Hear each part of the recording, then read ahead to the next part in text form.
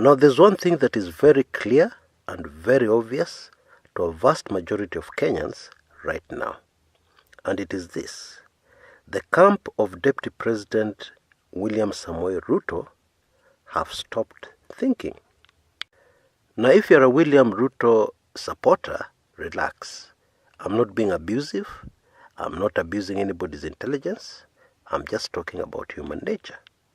You know, it is very strange in life because humans are emotional beings, very emotional beings, yeah. And the humans can also think, yeah. But the thing which hinders thinking is emotions. The minute emotions take over in your life, you're done. That's really the reality.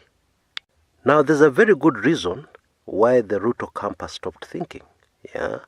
And that reason, as I've just pointed out, are the emotions, yeah. So what emotions are these that have made these very smart, clever, sharp guys stop thinking? Now, hold on to that thought for a minute, yeah? Hold on to that thought for a second. Now, one thing that we have seen that clearly tells us that there's a problem here.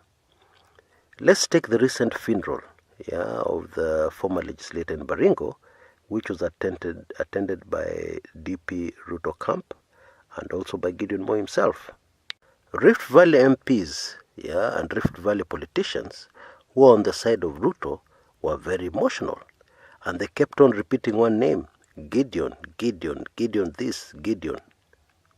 Indeed, when Gideon came to the podium, yeah, when it was his turn to speak, he mentioned it, yeah, speaking in Kalenjin. He said, oh, Gideon, Gideon, you guys are just, that's just the name that's flying all over the place. Another political analyst, very popular guy here on YouTube, yeah, put it very well. He said that the name of Gideon was uttered many more times than the name of the deceased. Now, that's crazy. Yeah, he's right, but, do you realize how ridiculous the whole situation was in Baringo? Because when you go for a funeral, the focus is the person who was passed on. You're celebrating their lives. You're saying they did this, they did that, and so on and so forth. But in this very strange, bizarre funeral in Baringo, the name which was being mentioned most was Gideon, not the deceased. So Gideon Moi is a person who has stirred up so much emotion in the DP Ruto camp that they've stopped thinking. But why? Now allow me to go back in history very briefly, okay? When the former President Daniel Arap Moi was about to leave power, in 2002, there was a succession battle. Yeah, very many people wanted to take over from Moi, yeah, in Kanu, because they believed that whoever took over from Moi in Kanu was home and dry as far as the presidency of the Republic of Kenya was concerned. Now, when Moi chose Uhuru Kenyatta as his successor, people went ballistic. And looking back now, that was one of the main reasons why Kanu fell in 2002. Looking back, there's also another very astonishing fact that clearly comes out. Why did Moi choose Uhuru? Because Uhuru was his safest bet in protecting himself and protecting the wealth of the Mois, yeah, when Moi left power.